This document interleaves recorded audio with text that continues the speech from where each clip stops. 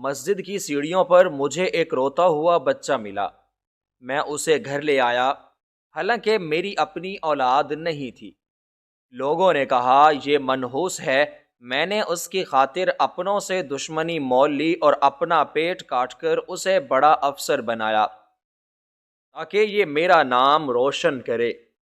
20 سال بعد ایک جھوٹے مقدمے میں وہ جج کے سامنے میرے خلاف گواہ بن کر آیا۔ مجھے یقین تھا وہ مجھے بچا لے گا، مگر اس نے میری آنکھوں میں دیکھ کر ایسی گواہی دی کہ پورا شہر دنگ رہ گیا، کیونکہ سردی کی ٹھٹھرتی ہوئی اور ہولناک رات تھی اور آسمان پر سیاہ بادلوں کا راج تھا جنہوں نے چاند اور ستاروں کو اپنی گھنی لپیٹ میں لے رکھا تھا۔ ہوا اتنی تیز اور خنک تھی کہ ہڈیوں میں سوراخ کرتی محسوس ہو رہی تھی۔ گلیوں میں ہوکا علم تھا اور ویرانی ناچ رہی تھی۔ کتے بھی سردی کے مارے کسی کونے میں دبک کر بیٹھے تھے اور دور دور تک کسی ذی روح کا نشان نہیں تھا۔ ایسے میں شہر کی قدیم اور بڑی مسجد کی ویران سیڑھیوں پر زندگی کی ایک ننھی سی رمق سسک رہی تھی۔ یہ ایک چند دن کا نوزائیدہ بچہ تھا جسے اپنوں کی بے حسی اور زمانے کی سنگ دلی نے خدا کے گھر کی چوکھٹ پر لا پھینکا تھا۔ وہ بھوک اور سردی سے بلک رہا تھا، مگر اس کی کمزور آواز طوفانی ہواؤں کے شور میں دب کر رہ گئی تھی۔ اس کے جسم پر صرف ایک باریک سا کپڑا تھا جو سرد ہواؤں کا مقابلہ کرنے سے قاصر تھا، اور اس کا نازک جسم نیلی گون ہو رہا تھا۔ تبھی وہاں سے ایک ادھیڑ عمر مزدور کا گزر ہوا جس کا نام رحیم تھا۔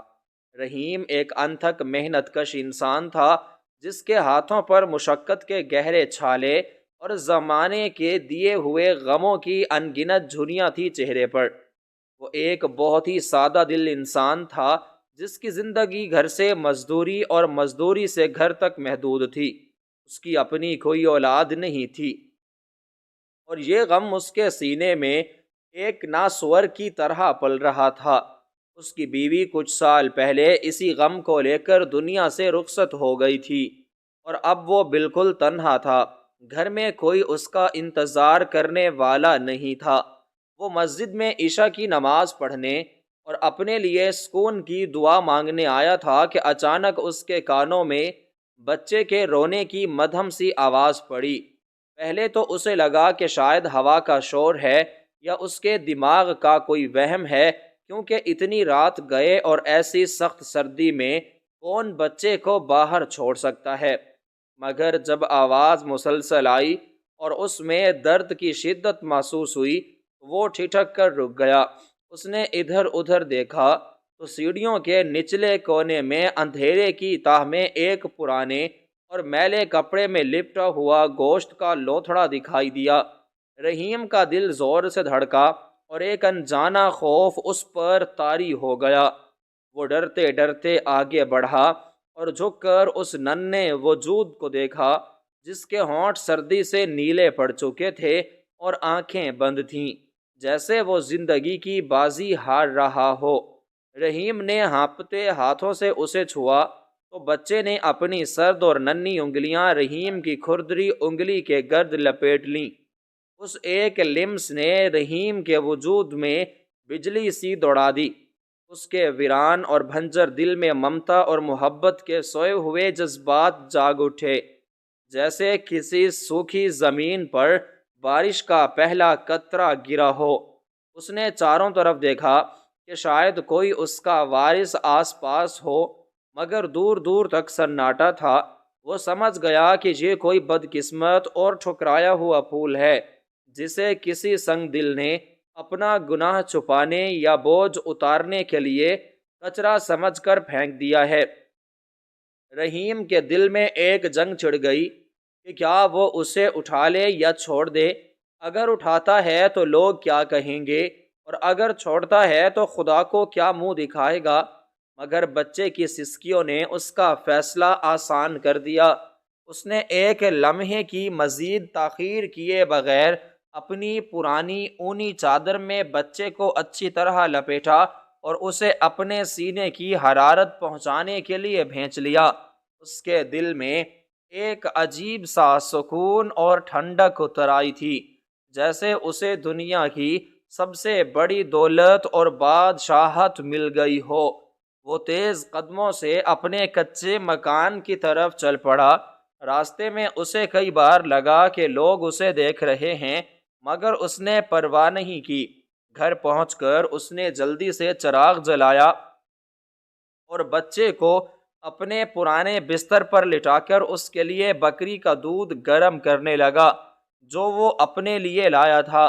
اس نے روئی کی مدد سے قطرہ قطرہ دودھ بچے کے حلق میں اتارا۔ جب بچے کے جسم میں کچھ جان آئی اور وہ سکون سے سو گیا تو رحیم ساری رات اس کے سرہانے بیٹھا رہا اور اسے دیکھتا رہا۔ محلے والوں کو جب خبر ہوئی تو اگلے دن ہی چیم گوئیاں اور تانوں کا بازار گرم ہو گیا۔ لوگ طرح طرح کی باتیں کرنے لگے۔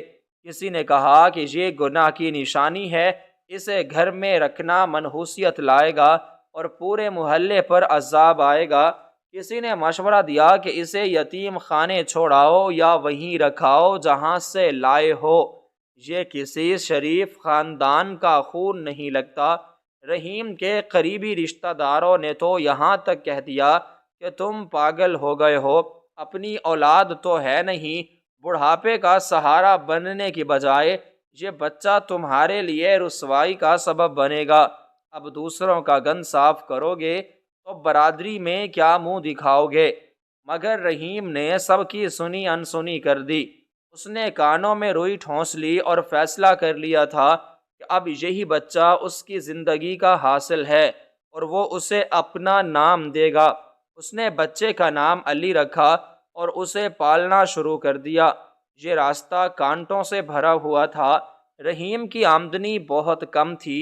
وہ دن بھر اینٹیں ڈھوتا، گارا مٹی کرتا اور بھاری بوجھ اٹھاتا، تب جا کر 2 وقت کی روکھی سوکھی روٹی کا انتظام ہوتا تھا۔ مگر اب ایک اور جان بھی اس کے ساتھ جڑ گئی تھی جس کی ضروریات اس سے کہیں زیادہ تھیں۔ بچے کے لیے دودھ، دوائیں اور کپڑوں کا انتظام کرنے کے لیے رحیم نے اپنی محنت دگنی کر دی۔ وہ پہلے سے زیادہ کام کرنے لگا۔ وہ اکثر اپنا دوپہر کا کھانا بچا لیتا اور بھوکا رہ کر شام کو گھر آتا تاکہ ان پیسوں سے بچے کے لیے کچھ لا سکے۔ سردیوں میں وہ خود پھٹے ہوئے کپڑوں میں ٹھٹرتا رہتا، مگر بچے کو نئے گرم کپڑوں میں لپیٹ کر رکھتا تاکہ اسے ہوا نہ لگ جائے۔ محلے میں ایک بہت امیر اور با اثر شخص رہتا تھا جسے سب چودھری نواز کہتے تھے۔ وہ بڑا ہی متکبر، ظالم اور خودان ترس انسان تھا۔ اسے اپنی دولت اور طاقت پر بہت غرور تھا۔ رحیم کی یہ حرکت اسے ایک آنکھ نہ بھاتی تھی۔ وہ اکثر رحیم کا مذاق اڑاتا اور بھری محفل میں اسے ذلیل کرتا۔ وہ کہتا کہ ارے اور رحیم، کیوں اس کو پال کر اپنی جان عذاب میں ڈال رہا ہے؟ یہ بڑا ہو کر تجھے کیا دے گا؟ خون اپنا اثر دکھاتا ہے، سانپ کا بچہ سانپ ہی ہوتا ہے، یہ بھی تجھے ایک دن ڈسے گا اور دھوکہ دے گا۔ مگر رحیم مسکرا کر خاموش ہو جاتا اور دل ہی دل میں عہد کرتا کہ وہ اس بچے کو اتنا لائق اور قابل بنائے گا کہ یہی لوگ جو آج اسے منحوس اور لاوارث کہہ رہے ہیں کل اس پر فخر کریں گے۔ وقت گزرتا گیا اور بچہ بڑا ہونے لگا۔ وہ بہت ذہین اور سمجھدار تھا۔ اس نے کبھی رحیم کو باپ سے کم نہیں سمجھا۔ رحیم نے اسے شہر کے اچھے اسکول میں داخل کروایا جہاں اس کی فیس اور کتابوں کا خرچہ اٹھانے کے لیے رحیم کو کئی بار فاقے کرنے پڑے اور ادھار مانگنا پڑا۔ رحیم کے اپنے کپڑے پیوند زدہ ہوتے تھے، جوتے ٹوٹے ہوتے تھے جن میں سے انگلیاں باہر نکل رہی ہوتی تھیں، مگر وہ بیٹے کی استری شدہ وردی اور چمکتے ہوئے جوتوں میں کوئی کمی نہیں آنے دیتا تھا۔ وہ اکثر بیٹے کو اپنے پاس بٹھاتا اور اپنے کھردرے ہاتھوں سے اس کے سر پر شفقت سے ہاتھ پھیرتے ہوئے کہتا کہ بیٹا، تجھے بڑا افسر بننا ہے، تجھے اس دنیا کو دکھانا ہے کہ انسان حسب نسب سے نہیں بلکہ اپنی محنت اور کردار سے بڑا ہوتا ہے۔ تجھے ان سب کا منہ بند کرنا ہے جو تجھے حقارت سے دیکھتے ہیں۔ بیٹا بھی باپ کی محنت کو دیکھتا تھا۔ وہ دیکھتا تھا کہ کیسے اس کا بوڑھا باپ تپتی دھوپ میں مزدوریاں کرتا ہے، کیسے لوگ اسے حقارت سے دیکھتے ہیں اور کیسے دکاندار اسے ادھار دینے سے منع کر دیتے ہیں۔ خاص طور پر وہ چودھری نواز جو ہمیشہ رحیم کی تذلیل کرنے کا موقع ڈھونڈتا تھا۔ ایک بار چودھری نے سب کے سامنے رحیم کو دھکا دے کر زمین پر گرا دیا تھا اور کہا تھا کہ تیرے جیسے کمینوں کی اولادیں کبھی کرسی پر نہیں بیٹھتی۔ یہ بات رحیم کے دل پر نشتر کی طرح لگی تھی، مگر اس نے کوئی جواب نہیں دیا، بس خاموشی سے اٹھا اور کپڑے جھاڑ کر بیٹے کا ہاتھ تھام کر وہاں سے چلا آیا۔ اس رات رحیم نے بیٹے کے سر پر ہاتھ رکھ کر کہا تھا کہ میرا بدلہ تم ہو، میری جیت تم ہو۔ جس دن تم انصاف کی کرسی پر بیٹھو گے اس دن میرا سر فخر سے بلند ہو جائے گا اور اس چودھری کا غرور خاک میں مل جائے گا۔ لڑکے نے باپ کے آنسو اپنے ننھے ہاتھوں سے پونچھے اور قسم کھائی کہ وہ دن رات ایک کر دے گا مگر اپنے باپ کا سر نہیں جھکنے دے گا۔ سال بیتتے گئے۔ لڑکے نے اپنی جوانی باپ کی خدمت اور پڑھائی کرنے میں گزار دی۔ وہ کھیل کود اور آوارہ گردی سے دور رہتا تھا۔ وہ راتوں کو سٹریٹ لائٹ کی روشنی میں بیٹھ کر پڑھتا، کیونکہ گھر میں اکثر بجلی نہیں ہوتی تھی یا تیل ختم ہو جاتا تھا۔ اس نے شہر کے بہترین کالج میں وظیفے پر داخلہ لیا اور پھر اعلیٰ تعلیم کے لیے اسے دوسرے بڑے شہر جانا پڑا۔ یہ رحیم کے لیے بہت مشکل اور جذباتی وقت تھا، کیونکہ اس کا واحد سہارا اور جینے کی وجہ اس سے دور جا رہی تھی، مگر اس نے دل پر پتھر رکھ کر اور آنکھوں میں آنسو چھپا کر بیٹے کو رخصت کیا تاکہ وہ اپنا مستقبل بنا سکے۔ بیٹے کے جانے کے بعد رحیم بالکل اکیلا ہو گیا۔ وہ بہت بوڑھا ہو چکا تھا، اس کی کمر مسلسل محنت سے جھک گئی تھی، بال سفید ہو چکے تھے، نظر بھی کمزور ہو گئی تھی، اسے کھانسنے کے دورے پڑتے تھے، مگر وہ دوائی لینے کی بجائے وہ پیسے جمع کرتا اور بیٹے کو منی آرڈر بھیج دیتا۔ وہ اب بھی لوگوں کے طعنے سنتا، مگر اب اس کے چہرے پر ایک امید کی چمک تھی۔ ادھر بیٹے نے بھی دن رات محنت کی اور قانون کی ڈگری حاصل کی۔ وہ امتحان میں پورے صوبے میں نمایاں نمبروں سے کامیاب ہوا اور اس کی تقرری بطور جج ہونے والی تھی۔ یہ خبر جب رحیم کو ملی تو اس کی خوشی کی کوئی ٹھکانہ نہ رہا۔ وہ دیوانوں کی طرح ہنس رہا تھا اور رو رہا تھا۔ اسے لگا کہ اس کی زندگی بھر کی ریاضت وصول ہو گئی ہے، اس کی قربانیاں رائگاں نہیں گئیں۔ وہ پورے محلے میں مٹھائی بانٹنا چاہتا تھا، مگر اس کی قسمت میں ابھی ایک اور شاید سب سے کڑا امتحان باقی تھا۔ وہ چودھری نواز جو 20 سال سے رحیم اور اس کے بیٹے کی ترقی سے جل رہا تھا، اسے یہ خبر کسی طور ہضم نہ ہوئی کہ ایک معمولی مزدور اور وہ بھی ایک لاوارث بچے کا منہ بولا باپ اس کے سامنے سر اٹھا کر چلے گا اور اس کا بیٹا اس کے علاقے میں افسر لگ کر آئے گا۔ یہ چودھری کی انا کا مسئلہ بن گیا تھا۔ چودھری نے اپنے منشیوں کے ساتھ مل کر ایک بھیانک اور گھناؤنی سازش تیار کی۔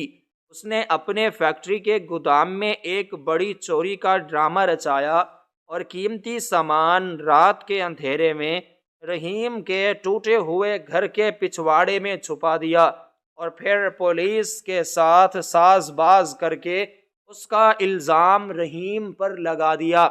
ایک اندھیری رات پولیس کے بھاری بوٹوں کی آوازوں نے محلے کو جگا دیا۔ پولیس رحیم کے گھر کا دروازہ توڑ کر اندر گھسی اور اسے سوتے میں دبوچ لیا۔ رحیم چیختا رہا، روتا رہا کہ وہ بے گناہ ہے، اس نے پوری زندگی حرام کا ایک لقمہ نہیں کھایا، وہ چوری کیسے کر سکتا ہے؟ مگر کسی نے اس کی ایک نہ سنی۔ پولیس نے تلاشی کے دوران وہ چھپایا ہوا سامان برآمد کر لیا اور رحیم کو گھسیٹتی ہوئی تھانے لے گئی۔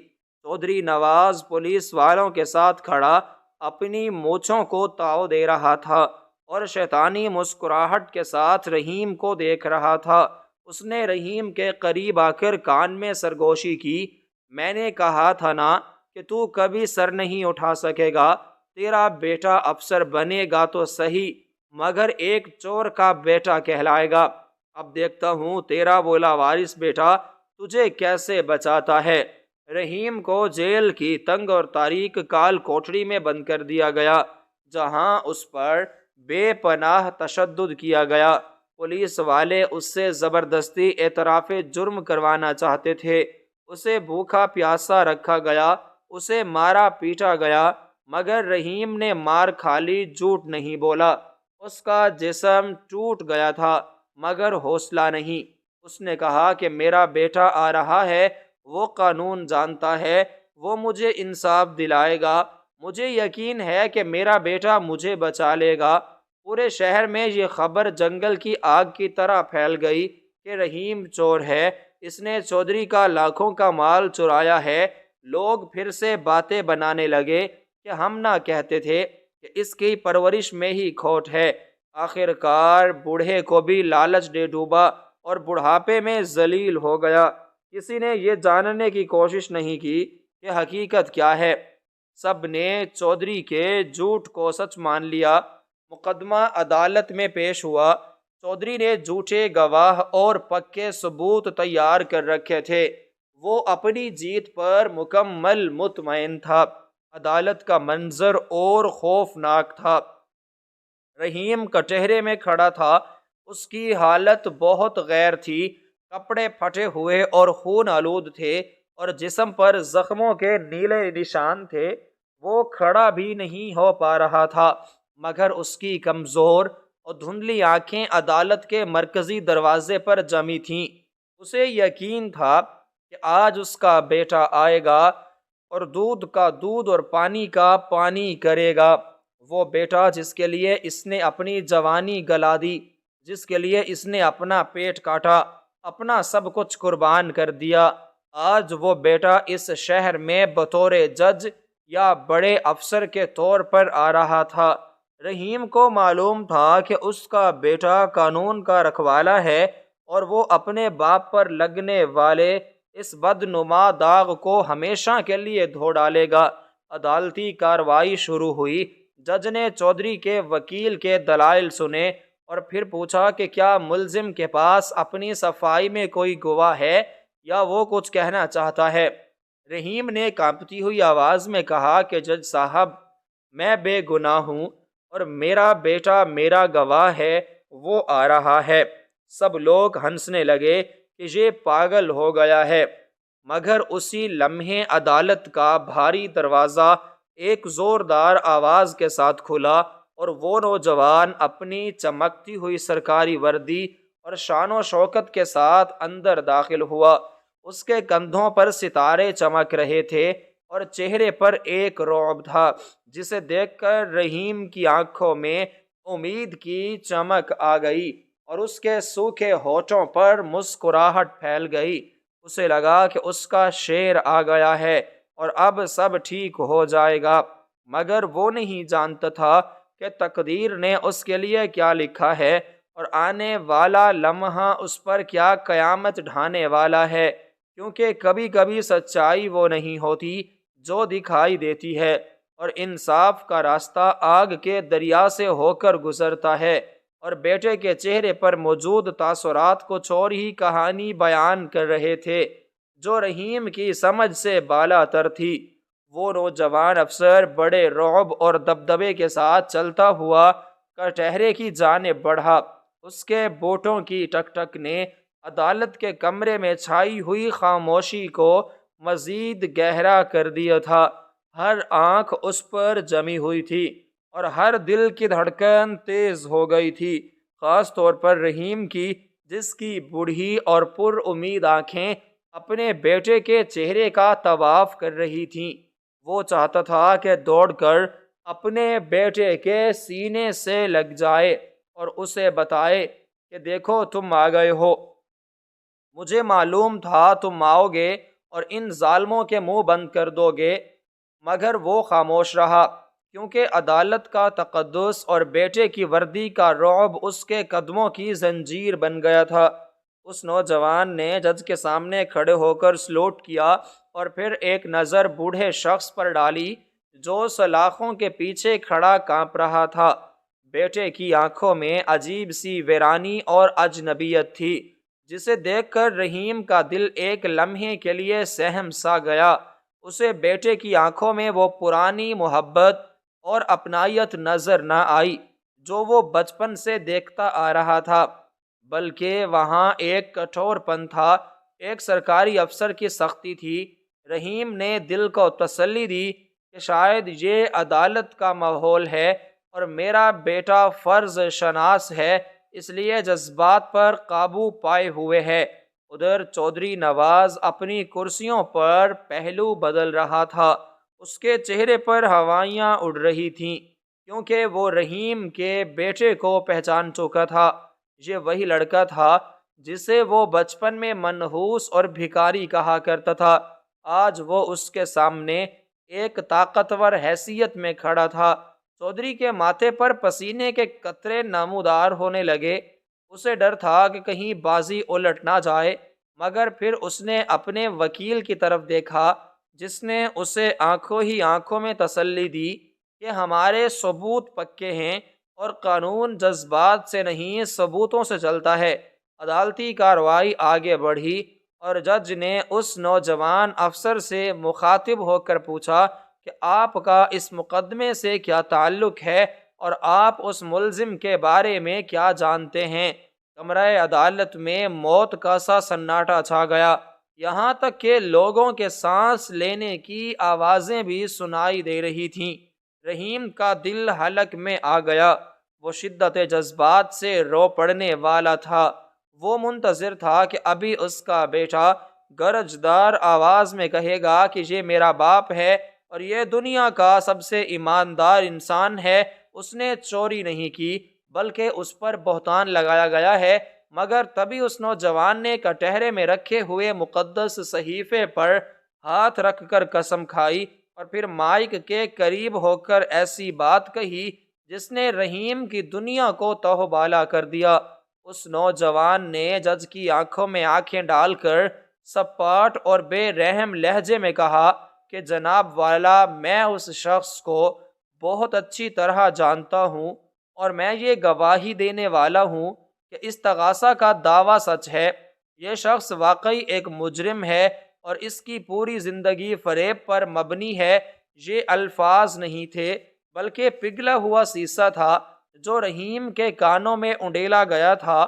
وہ ہکا بکا اس کے پیروں تلے سے زمین نکل گئی۔ اسے اپنے کانوں پر یقین نہیں آ رہا تھا کہ یہ آواز اس کے اپنے بیٹے کی ہے، وہی بیٹا جسے اس نے اپنا پیٹ کاٹ کر پالا تھا، وہی بیٹا جس کی خاطر اس نے زمانے بھر کے تانے سہے تھے۔ رحیم کی آنکھوں کے سامنے اندھیرا چھانے لگا، اسے لگا کہ شاید وہ کوئی بھیانک خواب دیکھ رہا ہے۔ اس نے لڑکھڑاتے ہوئے جنگلے کو تھام لیا اور دبی ہوئی آواز میں پکارا کہ بیٹا، یہ تم کیا کہہ رہے ہو؟ میں تمہارا باپ ہوں، رحیم ہوں۔ مگر بیٹے نے اس کی طرف دیکھنے کی زحمت بھی نہ کی۔ وہ پتھر کا بت بنا کھڑا عدالت میں موجود تماشائیوں میں پھسر پھسر شروع ہو گئی۔ لوگ ایک دوسرے کو کونیاں مارنے لگے اور رحیم کی طرف اشارہ کر کے ہنسنے لگے۔ چودھری نواز کے چہرے پر جو خوف تھا وہ اب ایک شیطانی مسکراہٹ میں بدل گیا۔ اس نے سکھ کا سانس لیا اور بلند آواز میں کہا کہ دیکھا جج صاحب، میں نہ کہتا تھا کہ سچ چھپائے نہیں چھپتا، آج تو اس کے اپنے خون نے بھی گواہی دے دی کہ یہ چور ہے۔ ارے جب گھر کا بھیدی ہی لنکا ڈھا دے تو پھر اور کسی ثبوت کی کیا ضرورت ہے؟ رحیم کی آنکھوں سے آنسوؤں کا سیلاب جاری ہو گیا۔ وہ چیخنا چاہتا تھا، اپنا سینہ چیر کر دکھانا چاہتا تھا کہ دیکھو اس میں تمہارے لیے کتنی محبت ہے، مگر اس کی آواز اس کے گلے میں گھٹ کر رہ گئی۔ وہ سوچنے لگا کہ کیا میری تربیت میں کوئی کمی رہ گئی تھی؟ کیا میں نے اسے حرام کا لقمہ کھلایا تھا جو آج اس نے بھری عدالت میں مجھے ذلیل کر دیا؟ اس کی نظروں کے سامنے وہ تمام منظر گھوم گئے جب سردی میں ٹھٹھرتا ہوا کام کرتا تھا کہ بیٹے کے لیے گرم کوٹ لے سکے، جب وہ بیماری میں بھی اینٹیں ڈھوتا تھا تاکہ بیٹے کی فیس جمع ہو سکے۔ اسے وہ رات یاد آئی جب بیٹے کو تیز بخار تھا اور وہ اسے پیٹھ پر اٹھائے میلوں پیدل چل کر ڈاکٹر کے پاس گیا تھا۔ رحیم کا دل کرچی کرچی ہو گیا۔ اسے جیل کی کوٹڑی کا تشدد اور چودھری کی گالیاں اتنی تکلیف نہیں دے رہی تھیں جتنی تکلیف بیٹے کے ان چند الفاظ نے دی تھی۔ اسے لگا کہ آج وہ واقعی ہار گیا ہے۔ آج چودھری سچ کہہ رہا تھا کہ لاوارث خون کبھی وفادار نہیں ہوتا۔ رحیم کی روح زخمی ہو گئی تھی اور وہ زندہ لاش بن چکا تھا۔ جج نے ہتھوڑا بجا کر عدالت میں خاموشی بحال کی اور گواہ اپنا بیان جاری رکھے۔ نوجوان افسر نے ایک گہری سانس لی اور دوبارہ بولنا شروع کیا۔ اس کی آواز میں اب ایک عجیب سی گرج تھی جو پہلے سے زیادہ خوفناک تھی۔ اس نے کہا کہ جناب والا، میں نے کہا کہ یہ شخص مجرم ہے، لیکن میں یہ بھی واضح کرنا چاہتا ہوں کہ اس نے آج جو چوری کی ہے وہ تو بہت معمولی ہے۔ اس شخص نے تو 20 سال پہلے اس سے بڑی چوری کی تھی، ایک ایسی ڈکیتی ڈالی تھی جس کی مثال نہیں ملتی۔ یہ سن کر عدالت میں پھر سی سنسنی پھیل گئی۔ لوگ حیران تھے کہ یہ بوڑھا مزدور 20 سال پہلے کیا کر سکتا تھا؟ کیا یہ کوئی پرانا عادی مجرم ہے؟ چودھری نواز بھی چونک اٹھا۔ اسے سمجھ نہیں آ رہی تھی کہ یہ نوجوان کس پرانی بات کا ذکر کر رہا ہے۔ اس کے ذہن میں خطرے کی گھنٹی بجنے لگی، کیونکہ 20 سال کا عرصہ اس کے لیے بھی بہت اہمیت رکھتا تھا۔ وہ غور سے نوجوان کی طرف دیکھنے لگا۔ نوجوان افسر نے اپنی ٹوپی اتار کر میز پر رکھی اور جذباتی لہجے میں کہا کہ جج صاحب، آج میں اس عدالت کو ایک ایسی داستان سنانا چاہتا ہوں جو اس مقدمے کی جڑ ہے۔ یہ شخص جو آپ کے سامنے مظلوم بنا کھڑا ہے، یہ دراصل ایک بہت شاطر چور ہے۔ 20 سال پہلے ایک طوفانی رات تھی، بالکل ویسی ہی رات جیسے آج کل کی راتیں ہیں۔ سردی اپنے عروج پر تھی اور شہر کی سڑکیں ویران تھیں۔ اس رات اس شخص نے خدا کے گھر یعنی مسجد کی سیڑھیوں سے ایک بہت قیمتی چیز چرائی تھی۔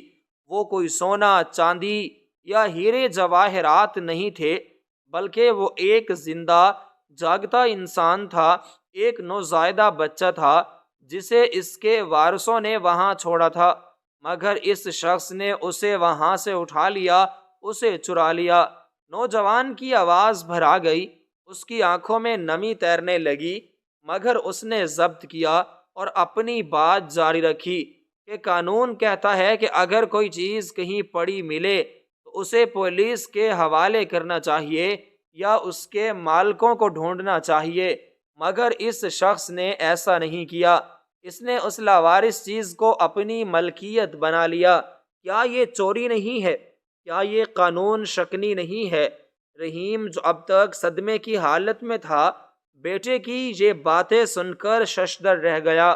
اسے سمجھ نہیں آ رہی تھی کہ اس کا بیٹا اس نیکی کو گناہ کیوں بنا رہا ہے۔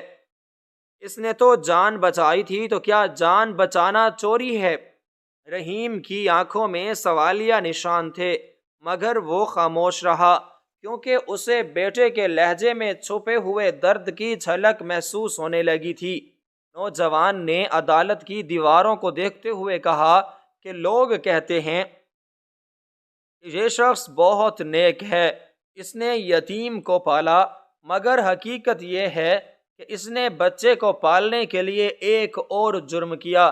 اس نے اپنی زندگی چرا لی، اس نے اپنی خوشیاں چرا لیں، اس نے اپنے حصے کا نوالا چرا کر اس بچے کے منہ میں ڈالا، اس نے اپنے آرام کی نیندیں چرا کر اس بچے کی راتوں کو پرسکون بنایا، اس نے اپنی جوانی کی طاقت چرا کر اس بچے کی رگوں میں بھری۔ کیا کوئی انسان اپنے آپ پر اتنا ظلم کر سکتا ہے؟ یہ شخص مجرم ہے، کیونکہ اس نے ایک ایسے بچے کو جس کا مقدر گٹر میں بہنا یا کتوں کا نوالا بننا تھا، اسے چرا کر انسانوں کی صف میں لا کھڑا کیا۔ اس نے قدرت کے لکھے ہوئے فیصلے کو بدلنے کی کوشش کی۔ اس نے ایک بھکاری کو افسر بنانے کی سازش کی۔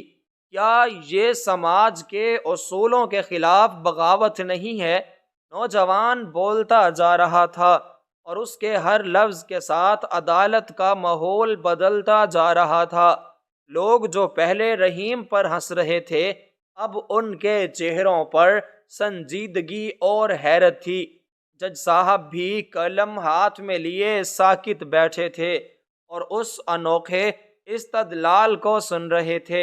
نوجوان نے رحیم کی طرف انگلی اٹھائی اور کہا کہ دیکھیے، اس مجرم کو اس کے پاس پہننے کو ڈھنگ کے کپڑے نہیں ہیں، کیونکہ اس نے اپنی کمائی اس چوری شدہ بچے پر لٹا دی۔ اس کے چہرے پر جو جھریاں ہیں وہ اس محنت کی گواہ ہیں جو اس نے اس پرائے خون کو سینچنے میں صرف کی ہیں۔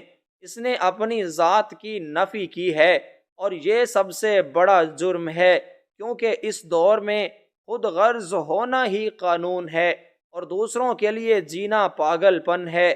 تو جج صاحب، میں گواہی دیتا ہوں کہ یہ شخص پاگل بھی ہے اور چور بھی۔ اور پھر نوجوان کا رخ آہستہ آہستہ مدعی یعنی چودھری نواز کی طرف مڑنے لگا۔ اس نے کہا، لیکن جج صاحب، انصاف کا تقاضا ہے کہ چودھری کی نوعیت کو سمجھا جائے۔ اگر کسی نے کچرے کے ڈھیر سے ہیرا اٹھا لیا ہو تو کیا وہ چور کہلائے گا یا وہ جوہری کہلائے گا جس نے اس ہیرے کی پہچان کی؟ نوجوان نے ایک قدم چودھری نواز کی طرف بڑھایا اور اس کی آنکھوں میں آنکھیں ڈال دیں۔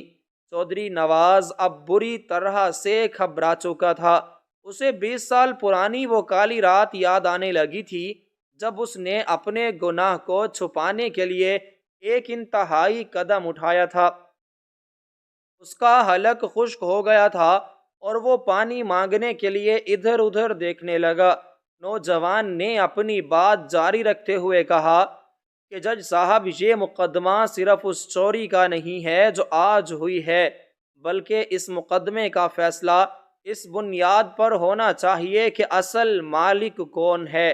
اس نے کہا کہ مجھے بتایا جائے کہ اگر کوئی شخص اپنی چیز کو کوڑے دان میں پھینک دے اور دوسرا اسے اٹھا کر سینے سے لگا لے، اسے صاف کرے، اسے چمکائے، تو 20 سال بعد وہ پھینکنے والا شخص آ کر یہ دعویٰ کر سکتا ہے کہ یہ چیز میری ہے اور اسے اٹھانے والا چور ہے۔ نوجوان کا اشارہ واضح تھا اور عدالت میں موجود ہر ذی شعور انسان اس پہیلی کو سمجھنے لگا تھا۔ رحیم کے آنسو تھم گئے تھے اور اس کی نظروں میں ایک نئی چمک آ گئی تھی۔ اسے اب سمجھ آ رہا تھا کہ اس کا بیٹا کیا کر رہا ہے۔ وہ اسے بچانے کے لیے اسے مجرم ثابت کر رہا تھا، مگر یہ کیسا جرم تھا جس میں نیکی کی خوشبو آ رہی تھی؟ نوجوان افسر نے پھر جج سے مخاطب ہو کر کہا کہ جناب والا، اس بوڑھے شخص پر الزام ہے کہ اس نے چودھری نواز کے گودام سے سامان چرایا ہے، مگر میرا سوال یہ ہے کہ چودھری نواز نے 20 سال پہلے کیا کھویا تھا اور کیا پایا تھا؟ کیا چودھری نواز اپنی جائیداد کی تفصیلات بتا سکتے ہیں؟ نوجوان نے ایک فائل ہوا میں لہرائی اور کہا کہ اس میں وہ تمام ثبوت موجود ہیں کہ 20 سال پہلے اس شہر کے ہسپتال میں ایک بچہ پیدا ہوا تھا جس کا ریکارڈ غائب کر دیا گیا تھا، اور اسی رات مسجد کی سیڑھیوں پر ایک بچہ ملا تھا۔ یہ محض اتفاق نہیں ہو سکتا۔ نوجوان کی آواز اب عدالت کی چھت سے ٹکرا رہی تھی اور چودھری نواز کرسی میں دھنس چکا تھا۔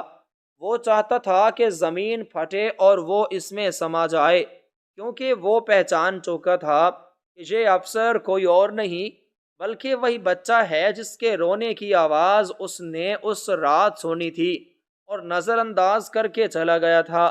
نوجوان نے پھر کہا کہ میں مانتا ہوں کہ میرے والد یعنی یہ ملزم رحیم ایک چور ہیں، کیونکہ انہوں نے ایک ایسی روح کو چرایا ہے جسے مرنے کے لیے چھوڑ دیا گیا تھا۔ انہوں نے موت کے منہ سے زندگی چرائی ہے، اور اگر زندگی بچانا چوری ہے تو ہاں، یہ شہر کا سب سے بڑا چور ہے، اور میں فخر سے کہتا ہوں کہ میں اس چور کی پرورش ہوں۔ اور پھر اچانک نوجوان نے اپنا لہجہ بدلا اور انتہائی دردناک آواز میں کہا کہ لیکن جج صاحب، سوال یہ ہے کہ وہ کون تھا جس نے اس بچے کو وہاں رکھا تھا؟ وہ کون تھا جس نے اپنی اولاد کو سردی میں ٹھٹھرنے کے لیے چھوڑ دیا تھا؟ وہ کون تھا جس نے خون کے رشتے کو جوتے کی نوک پر رکھا تھا؟ کیا وہ شخص مجرم نہیں ہے؟ کیا اس پر اقدام قتل کا مقدمہ نہیں چلنا چاہیے؟ نوجوان کی یہ بات سن کر پورے حال میں سناٹا چھا گیا۔ اب سب کی نظریں چودھری نواز پر جمی تھیں، جو پسینے میں شرابور تھا۔ نوجوان نے رحیم کی طرف دیکھا اور پہلی بار اس کی آنکھوں میں نرمی آئی۔ اس نے کہا کہ بابا، آپ نے مجھے بڑا افسر بنایا تھا نا، تاکہ میں آپ کا نام روشن کر سکوں۔ آج میں آپ کا نام روشن کروں گا۔ میں دنیا کو بتاؤں گا کہ رحیم مزدور نہیں، بلکہ رحیم ایک بادشاہ ہے جس نے کچرے کو ہیرا بنایا ہے۔ نوجوان نے پھر جج کی طرف دیکھا اور کہا کہ میں گواہی دیتا ہوں کہ یہ شخص رحیم بے گناہ ہے، اور اصل مجرم وہ ہے جو مدعی بنا بیٹھا ہے، کیونکہ جو شخص اپنی اولاد کا نہیں ہو سکا وہ کسی کا کیا ہوگا۔ اس نے یہ جھوٹا مقدمہ صرف اپنی انا کی تسکین کے لیے بنایا ہے، کیونکہ یہ برداشت نہیں کر سکتا تھا کہ جس خون کو اس نے گندا سمجھ کر پھینکا تھا وہ آج اس کے سر پر حکمرانی کرے۔ نوجوان کی یہ باتیں سن کر رحیم کا سینہ فخر سے چوڑا ہو گیا۔ اسے لگا کہ اس کی زندگی کی ساری تھکن اتر گئی ہے، مگر کہانی ابھی ختم نہیں ہوئی تھی۔ ابھی تو راز کی آخری پرت کھلنا باقی تھی۔ نوجوان نے جیب سے ایک پرانا زنگ آلود تعویذ نکالا اور سب کو دکھایا اور کہا کہ یہ وہ ثبوت ہے جو اس رات اس بچے کے گلے میں تھا، اور اس پر اس کے خاندانی نام کا پہلا حرف لکھا ہے، اور یہ وہ تعویذ ہے جو ہمارے معزز چودھری صاحب کے خاندان کی پرانی نشانی ہے، جسے یہ اپنے ہر بچے کو پہناتے ہیں۔ یہ دیکھتے ہی چودھری نواز کے منہ سے ایک چیخ نکل گئی اور وہ لڑکھڑا کر گر پڑا۔ عدالت کا ماحول اب مکمل طور پر بدل چکا تھا۔ جو رحیم کچھ دیر پہلے مجرم تھا، اب وہ ہیرو نظر آ رہا تھا، اور جو مدعی تھا وہ کٹہرے میں کھڑا نظر آ رہا تھا۔ نوجوان نے اپنی بات ختم کرتے ہوئے کہا کہ فیصلہ آپ کریں جج صاحب کہ چور کون ہے، وہ جس نے پالا یا وہ جس نے پھینکا، وہ جس نے زندگی دی یا وہ جس نے موت بانٹی۔ عدالت کے کمرے میں لٹکا ہوا وہ زنگ آلود تعویذ ایک پنڈولم کی طرح جھول رہا تھا، اور اس کی ہر حرکت کے ساتھ چودھری نواز کی سانسیں اٹک رہی تھیں، کیونکہ یہ تعویذ محض دھات کا ٹکڑا نہیں تھا، بلکہ یہ اس کے ماضی کا وہ بھیانک سچ تھا جسے وہ اپنی دولت کی بنیادوں میں دفن کر چکا تھا۔ جج صاحب نے انتہائی سنجیدگی کے ساتھ وہ تعویذ اپنے ہاتھ میں لیا اور اپنی اینک درست کرتے ہوئے اسے روشنی میں گھما کر دیکھا۔ اس پر کندہ خاندانی نشان اور وہ مخصوص نام صاف چمک رہا تھا جو اس شہر میں صرف چودھری خاندان کی میراث سمجھا جاتا تھا۔ یہ وہ لمحہ تھا جب عدالت میں موجود ہر شخص کی آنکھوں سے جہالت کی پٹی گر گئی اور حقیقت کا سورج اپنی پوری آب و تاب کے ساتھ طلوع ہو گیا۔ چودھری نواز جو کچھ دیر پہلے تک تکبر کا مجسمہ بنا بیٹھا تھا، اب وہ ایک ہارے ہوئے جواری کی طرح اپنی کرسی میں سمٹا جا رہا تھا۔ اس کے چہرے کی ہوائیاں اڑ چکی تھیں اور زبان گنگ ہو گئی تھی۔ وہ انکار کرنا چاہتا تھا، وہ چیخنا چاہتا تھا کہ یہ جھوٹ ہے، یہ سازش ہے، مگر اس کا اپنا خون اس کے سامنے کھڑا گواہی دے رہا تھا، اور خون کی گواہی کو جھٹلانا ممکن نہیں ہوتا۔ نوجوان افسر نے اپنی نم آنکھوں کو صاف کیا اور اپنی بات کو حتمی نتیجے کی طرف لے جاتے ہوئے کہا کہ جج صاحب، یہ تعویذ اس رات اس بچے کے گلے میں موجود تھا اور رحیم بابا نے اسے سنبھال کر رکھا تھا، شاید اس دن کے لیے جب قدرت انصاف کا ترازو سجائے گی۔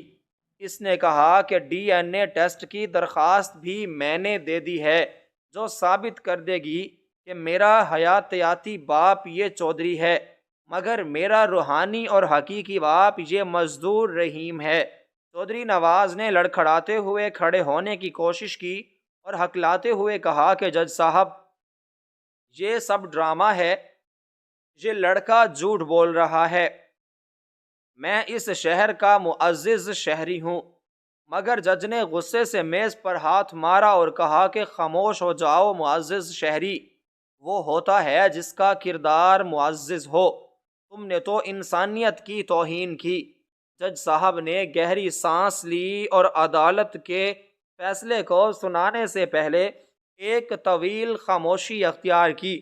یہ خاموشی رحیم کے لیے سکون کا باعث تھی، کیونکہ اسے اب اپنے بیٹے کی آنکھوں میں وہ پرانی محبت نظر آ رہی تھی جو وردی کے رعب میں کہیں چھپ گئی تھی۔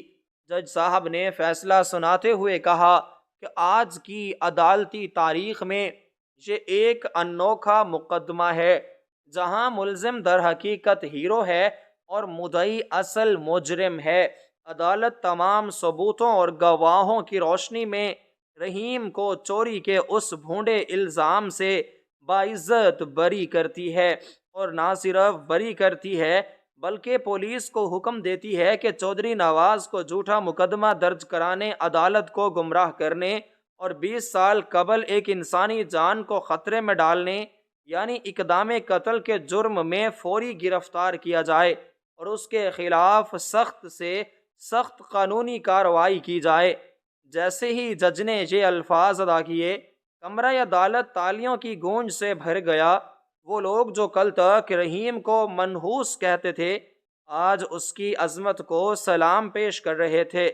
پولیس کے سپاہی جو رحیم کو ہتھ کڑی لگا کر لائے تھے، اب وہ چودھری نواز کی طرف بڑھ رہے تھے، جس کے ہاتھوں میں وہی کڑیاں لگائی جا رہی تھیں جو اس نے رحیم کے لیے پسند کی تھیں۔ مکافات عمل کا چکر پورا ہو چکا تھا۔ عزت اور ذلت خدا کے ہاتھ میں ہے، اور آج خدا نے ایک مزدور کو عزت کے آسمان پر بٹھا دیا تھا اور ایک فرعون کو ذلت کے گڑھے میں گرا دیا تھا۔ فیصلہ سنتے ہی نوجوان افسر کٹہرے سے اترا اور دوڑتا ہوا سلاخوں کے اس پار پہنچا جہاں رحیم کھڑا تھا۔ سپاہیوں نے فوراً دروازہ کھول دیا اور پھر دنیا نے وہ منظر دیکھا جس نے پتھر دلوں کو بھی موم کر دیا۔ افسر جس کے کندھوں پر ریاست کی طاقت تھی، وہ ایک معمولی مزدور کے پیروں میں گر گیا۔ اس نے اپنا سر رحیم کے قدموں پر رکھ دیا اور پھوٹ پھوٹ کر رونے لگا۔ وہ کہہ رہا تھا کہ بابا، مجھے معاف کر دینا، میں نے آپ کو چور کہا، میں نے آپ کا دل دکھایا، مگر یہ ضروری تھا۔ ان ظالموں کو ان کی زبان میں جواب دینے کے لیے یہ ناٹک کرنا ضروری تھا۔ رحیم نے جھک کر اپنے بیٹے کو اٹھایا اور اسے سینے سے لگا لیا۔ دونوں باپ بیٹا ایک دوسرے کے گلے لگ کر رو رہے تھے۔ رحیم کے آنسو بیٹے کے کاندھے پر لگے ستاروں کو دھو رہے تھے اور بیٹے کے آنسو باپ کے میلے کرتے کو بھگو رہے تھے۔ رحیم نے کانپتی آواز میں کہا کہ میرے شیر، میں جانتا تھا کہ تو مجھے بچا لے گا۔ مجھے اپنی پرورش پر یقین تھا کہ تو میرا مان کیسے توڑ سکتا ہے۔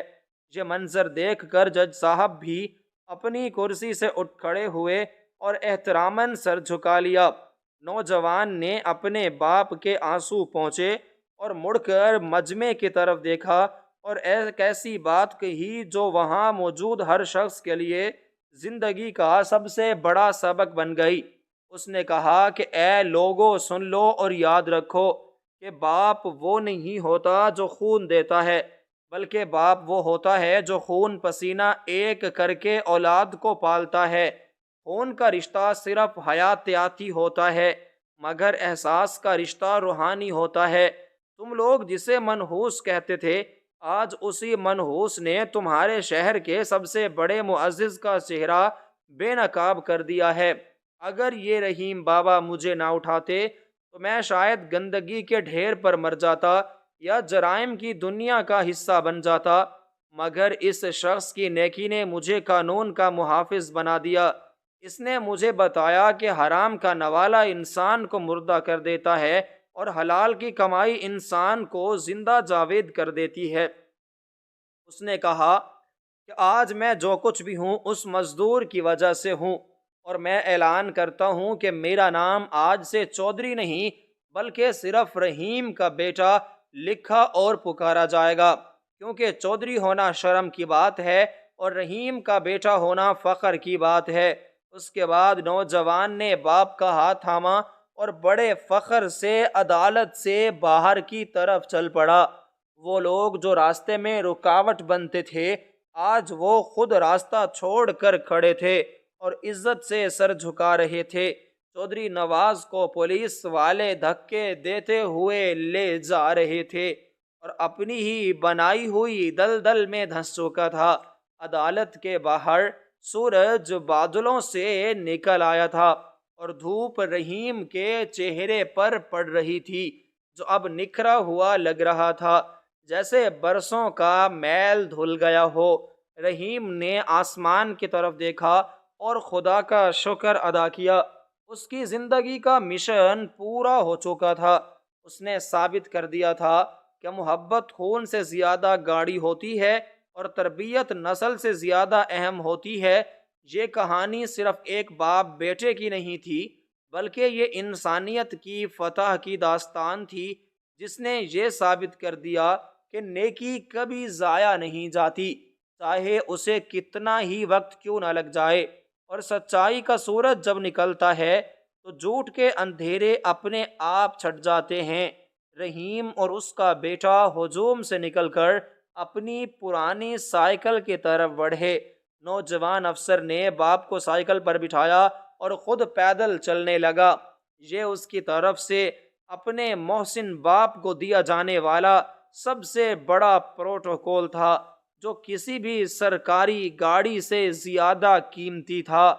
اور یہی وہ راز تھا جو آخر میں کھلا کہ اصل دولت بینک بیلنس یا جاگیر نہیں ہوتی، بلکہ اصل دولت وہ اولاد ہوتی ہے جو اپنے باپ کی عزت کی محافظ بن جائے اور دنیا کو بتا دے کہ ایک مزدور کی تربیت شاہی محلات کی تربیت سے کہیں زیادہ اعلیٰ اور ارفع ہو سکتی ہے۔ اس واقعے نے پورے شہر کی سوچ بدل دی۔ لوگوں نے جان لیا کہ سیڑھیوں پر پڑا ہوا بچہ منحوس نہیں ہوتا، بلکہ منحوس وہ سوچ ہوتی ہے جو اسے اپنانے سے انکار کر دیتی ہے، اور یوں ایک جھوٹے مقدمے نے سچ کی ایک ایسی شمع روشن کی جس کی روشنی نسلوں تک باقی رہے گی۔